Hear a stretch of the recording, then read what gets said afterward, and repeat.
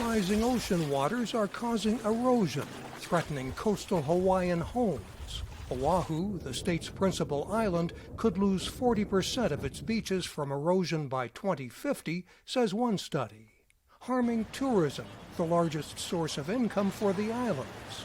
Another problem, higher temperatures are causing erratic precipitation and, in places, drought. Some rainfall is on average going up over time, some is going down. In Hawaii, we've actually seen drying out. With less stable weather, the islands are seeing more severe storms and flooding, as in Maui in March. There are other impacts, too. Groundwater wells near the coast, agriculture, infrastructure. A modern urban center, Honolulu has paved over waterways to control flooding, blocking natural watersheds that once linked the mountains, wetlands, and coast in a single ecosystem. Native Hawaiians called it ahupua'a. And we're standing in front of an ahupua'a. And the ahupua'a was the Native Hawaiian system of managing resources from ridge to reef.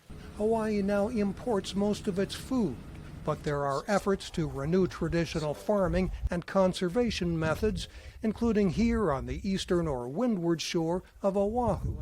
Nick Rapun works for a nonprofit group that grows traditional staple foods like taro and is restoring this lowland area to its natural state. Other groups are restoring the mountain watershed and an aquaculture pond where Native Hawaiians once raised fish.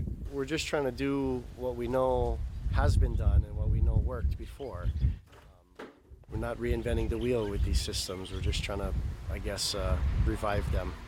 Alapaki Luke, who teaches Hawaiian language and culture, says taro patches trap silt and control erosion, something Native Hawaiians understood.